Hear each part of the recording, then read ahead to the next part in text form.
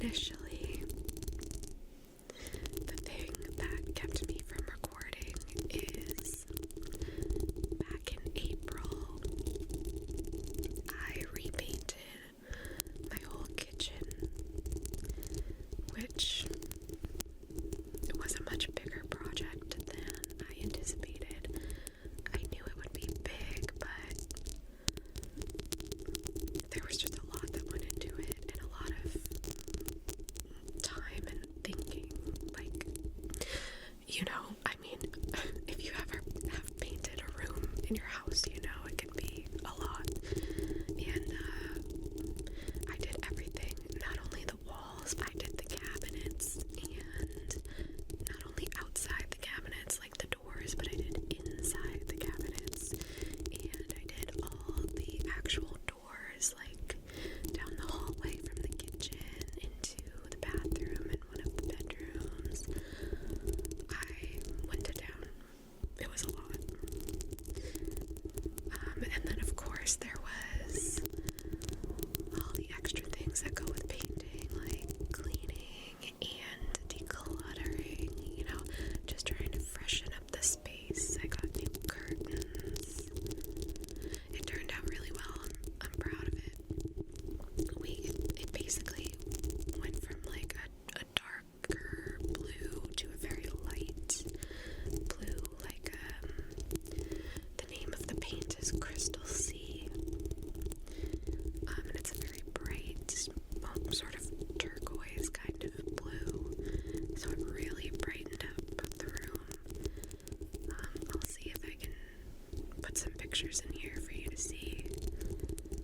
I didn't really take any good, like, before and after pictures, but I took some fun, like, progress pictures.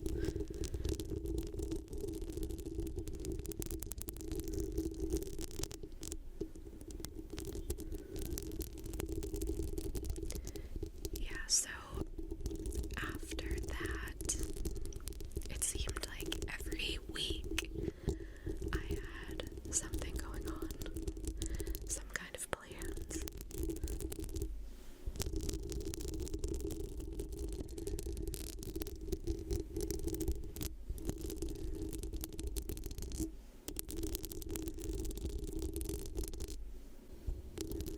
So I'm really glad to be back here to catch up with you all. Let me know what you've been up to.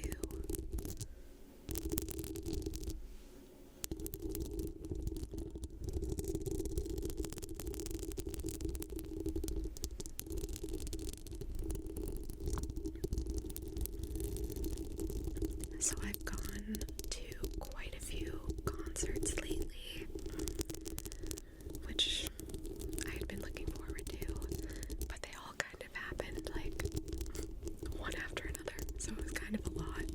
But I love going to concerts, so it was fun. The first one I went to was back in April, and it was Allie and AJ.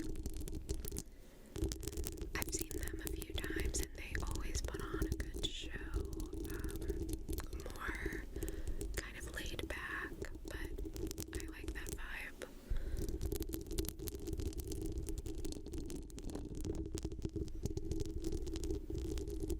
I always love to see what outfits they're wearing. The first time I saw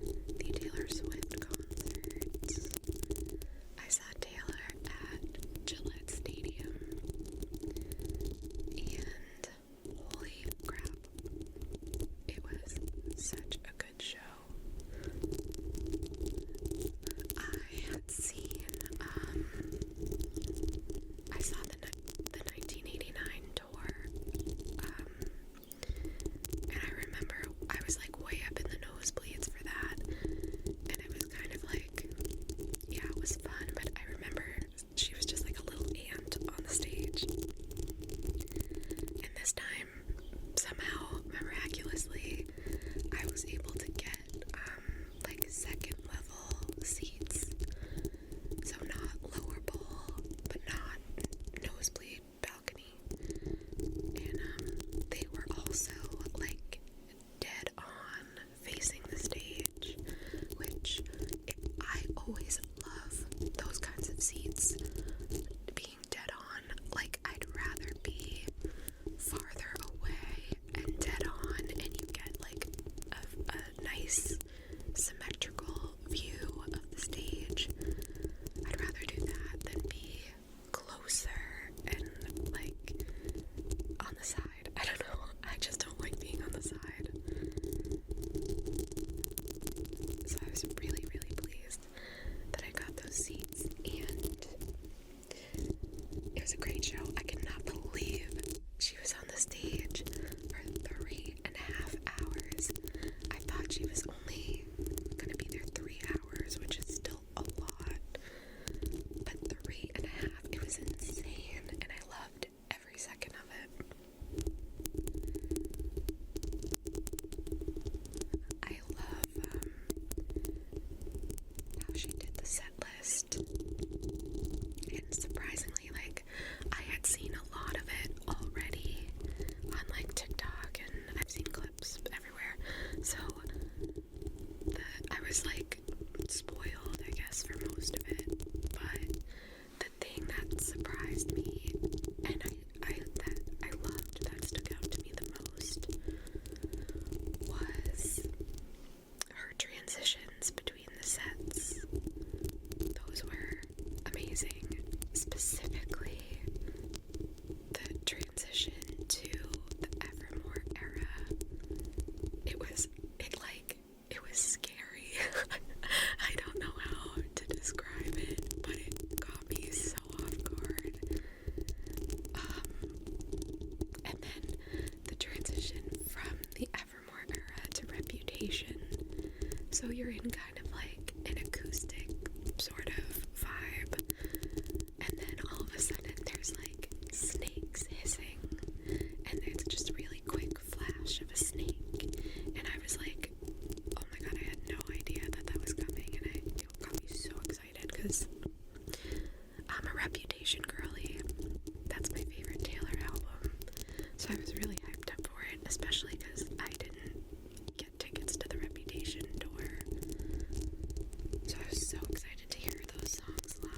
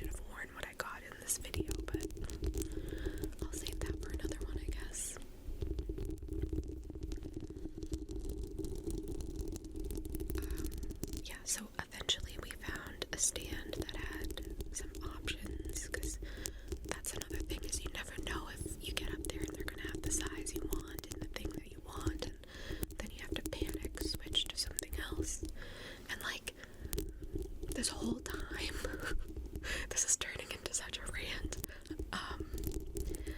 Like the whole time that I'm standing in a line waiting, I'm the kind of person who, when I get to a concert, I want to be in my seat. I want to be taking in everything. Like, I don't want to be out and about running around. Like, I want to be settled.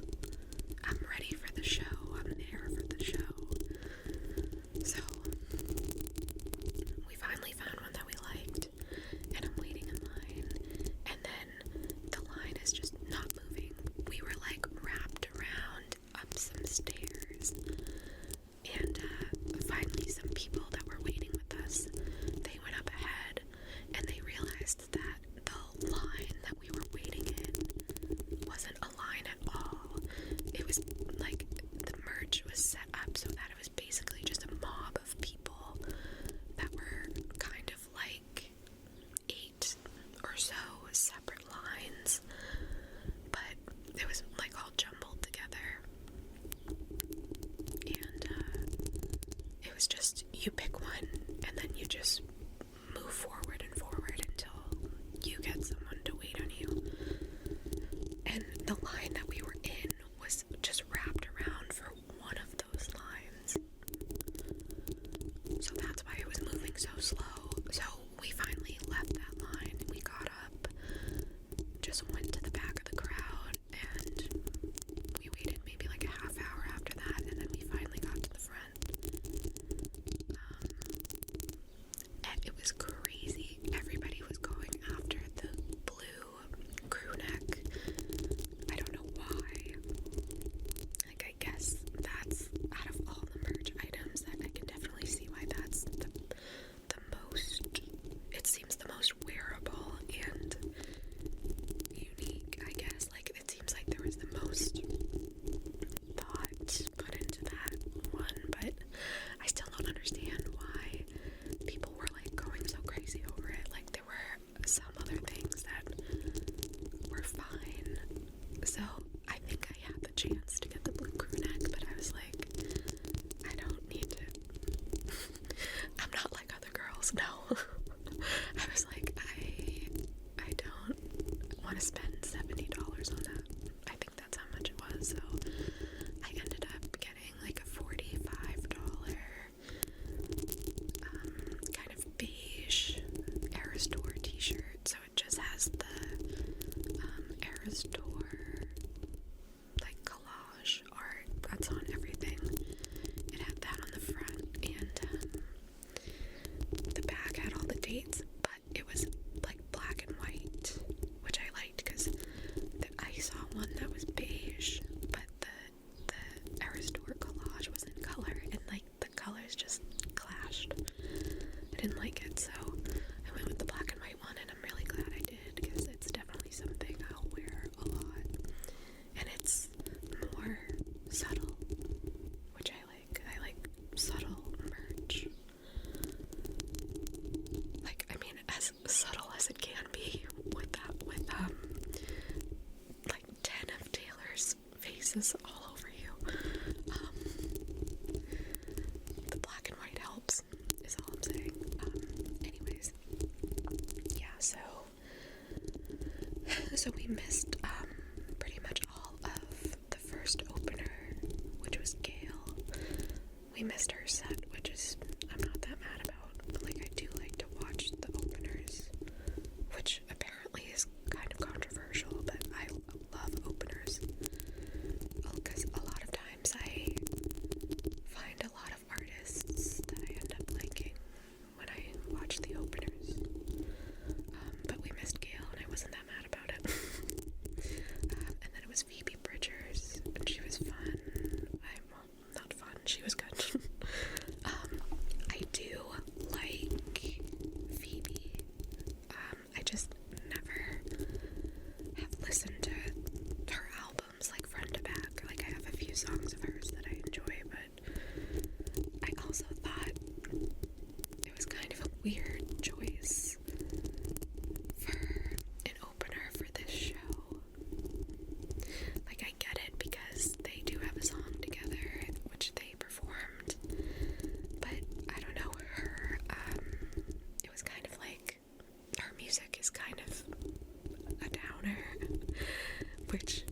is usually fine. Like, I love moody music, but as the opener for this kind of like pop show, I don't know, it was a choice.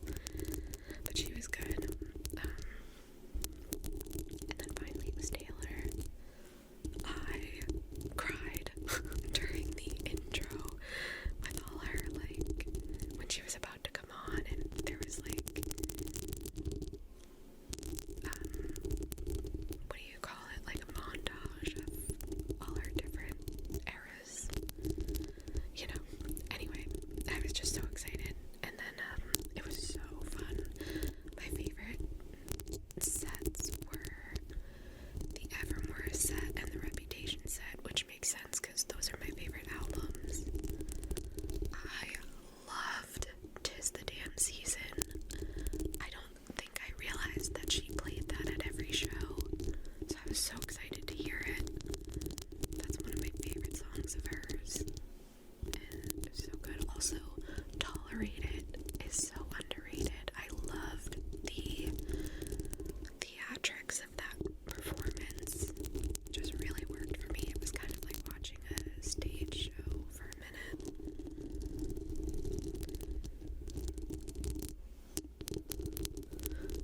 I also really enjoyed the Fearless set, which I wasn't expecting to enjoy so much, but it was like Love Story and You Belong With Me and Fearless, and that was just so fun. That was such a good era of hers. I do wish there were more debut songs and Speak Now songs. I'm wondering if when Speak Now, Taylor's version comes out, if she'll add more of those songs to the set list, but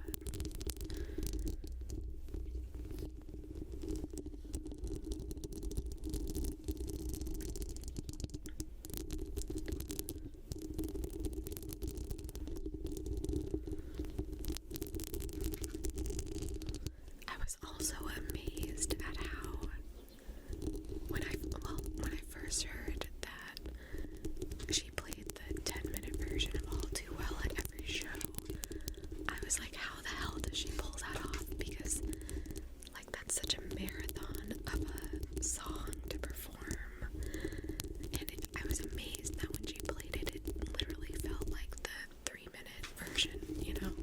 It went by so quick.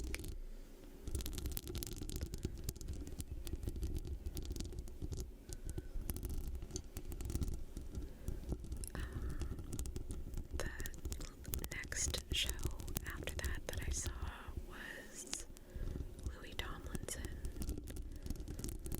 and I had never seen him live before, and he put on such a good show.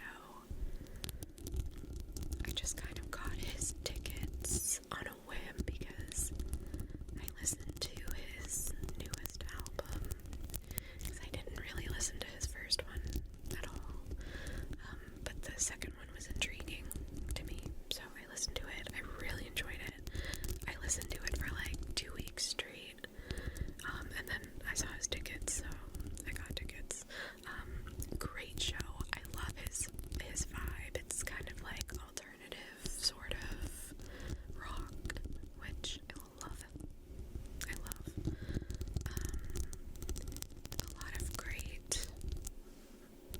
I just love the setup of his stage. Like he had a bunch of different like screens that were all like glitching, and he had like different like overlays and stuff. Like one of them had like a VHS overlay over it, and there was a lot of like red. I don't know how to describe it. Like it was like black and white but red. I don't know. It was just cool, and he sounded great. He performed like basically the whole new album and a couple One Direction throwbacks. He didn't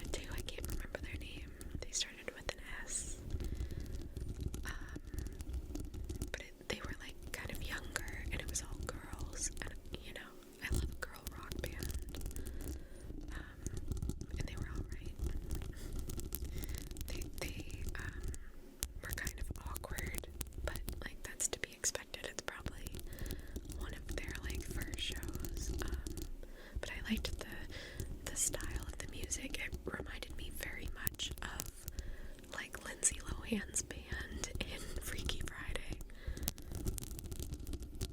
That was fun. Yeah, so those are the big concerts I've gone to lately.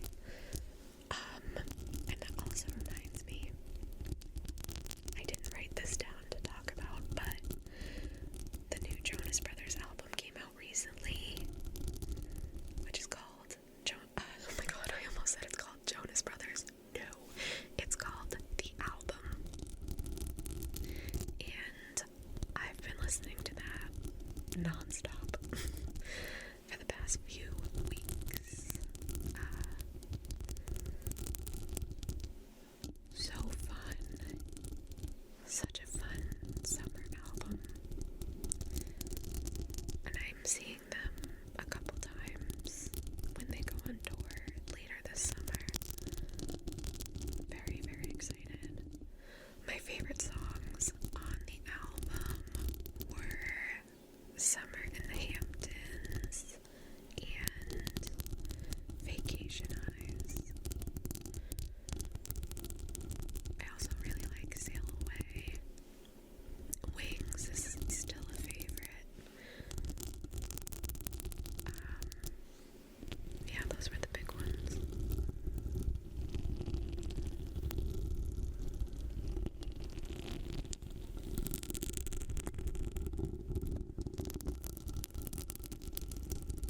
And also, the other day, the new Big Time Rush album came out.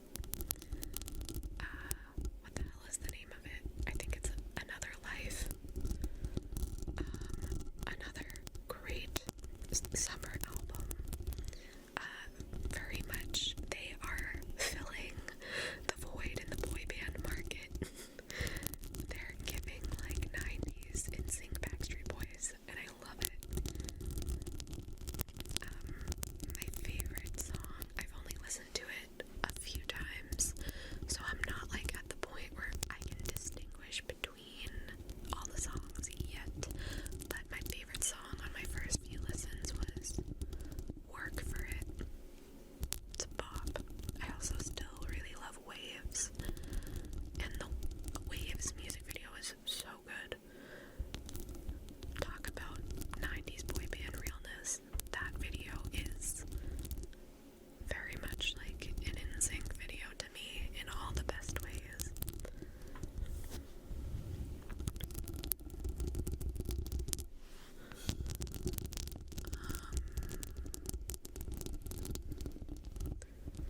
Alright, so let's move on from music, and I want to tell you what I've been watching lately.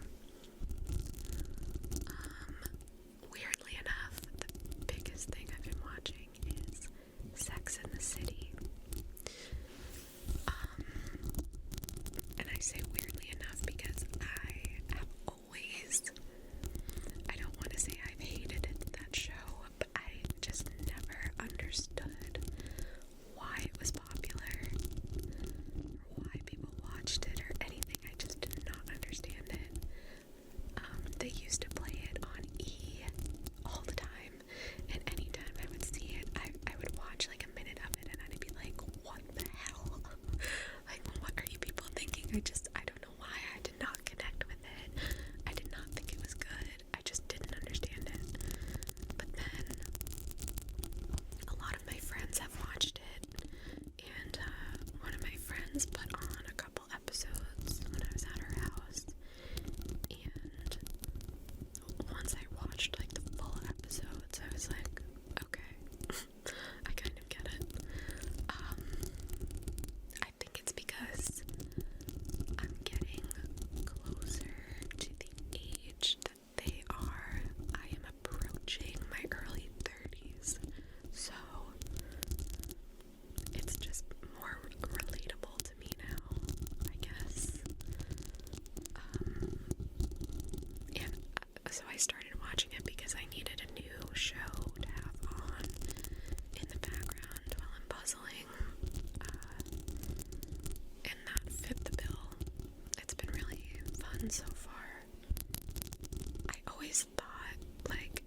I also never realized that it was kind of like a train wreck. Like, I never realized how messy it was, and I love a mess. I love messy drama, and a lot of the show is that. Also, Kim Cattrall as Samantha is like my favorite thing ever, but I also love Miranda. I think I'm a Miranda girly. I find her very relatable, minus the fact that she is a successful lawyer. Yeah, I love her. And Steve. Oh my god, I love Steve. He's my favorite. And one of the things that always confused me about the show was I never understood why people liked Carrie and Big together so much. Because anytime I saw him, he just was being such a jerk. I just never understood. So it's nice to have some context for their relationship now. And I kind of get it, but also go away. I do not like Big most of the time. And I thought I was really gonna love Aiden, and I do, but I was also surprised. Like, I don't know why I thought he was gonna be just this like perfect good person, but he has his flaws, and I was really surprised by that, like pleasantly surprised, I guess. Just makes it more of an interesting watch.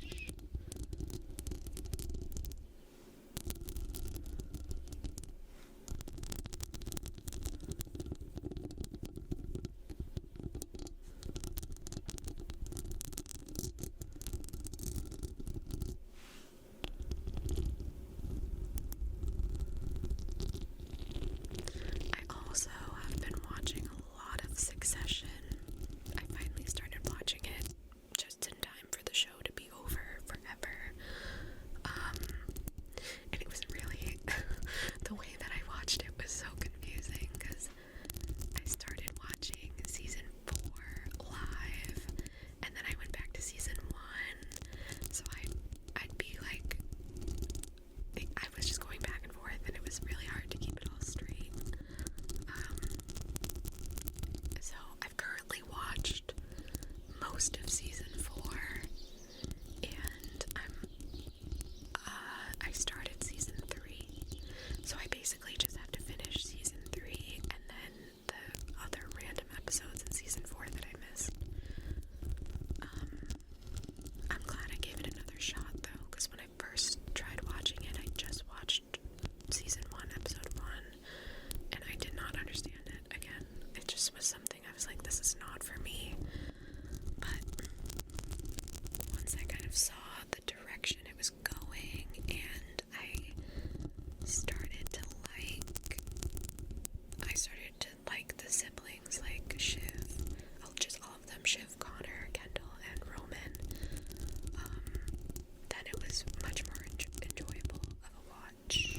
I don't know if enjoyable is the right word, but it's very engaging and tragic. That's like the word that comes to mind. It really is like a Shakespearean tragedy.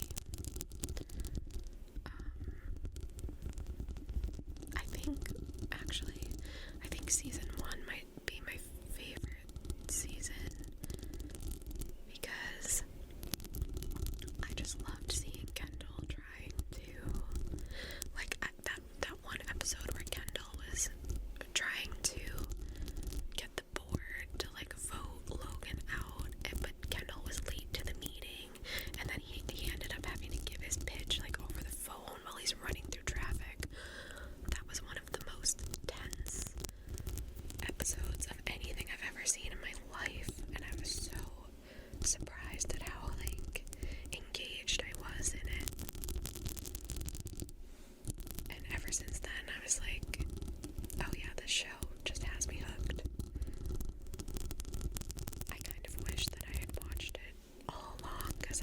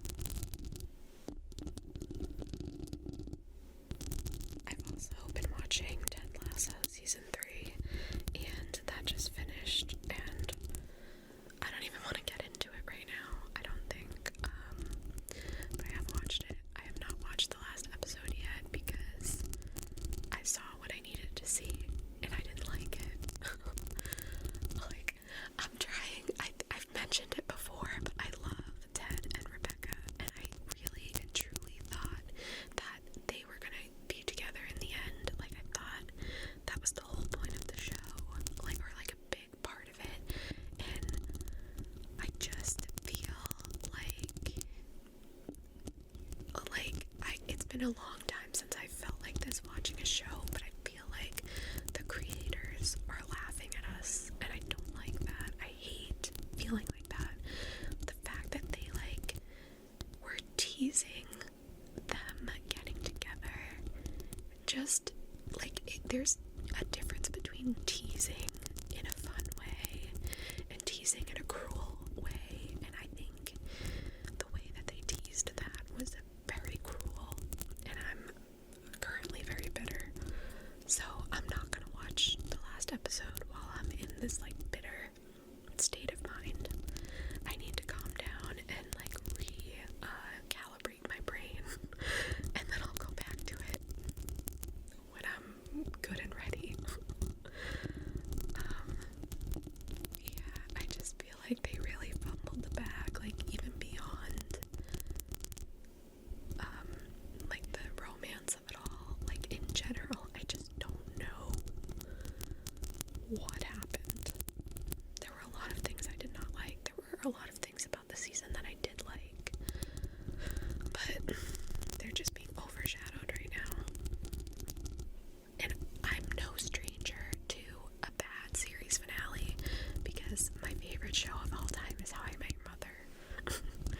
And so I know how it goes, and I still love, like, I'll still call it my favorite show, even though it fumbled the bag. So I'm sure I can mend the fence. Is that an expression? I'm sure I can make up with Ted Lasso, but not right now. At some point I can.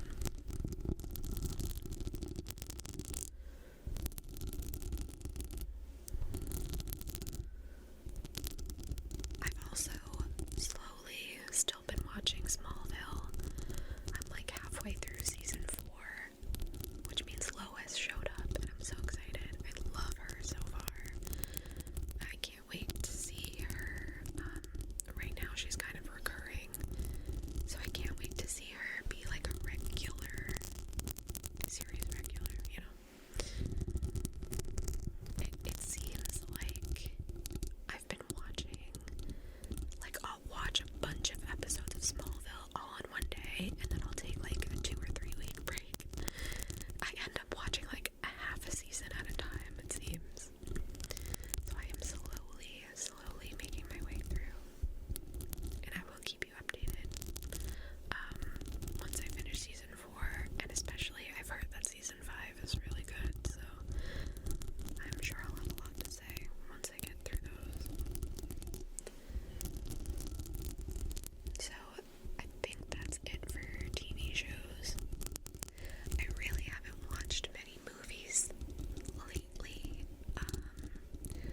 However, I did impulsively go see The Boogeyman yesterday.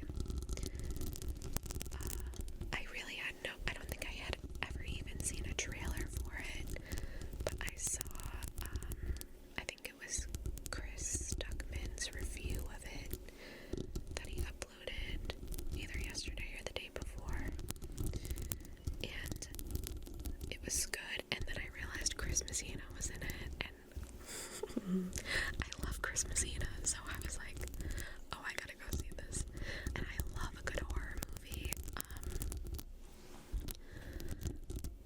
especially in the theater.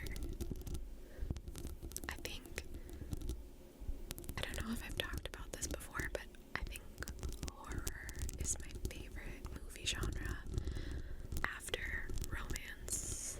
I think I talked about this in my Valentine's Day video, because I was saying how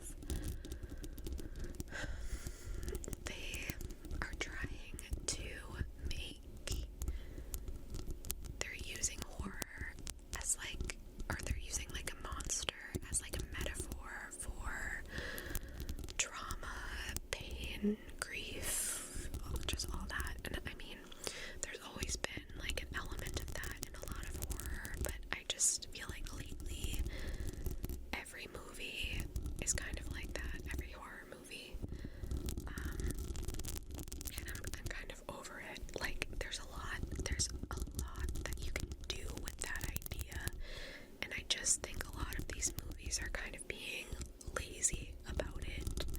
Like, they're not developing it fully.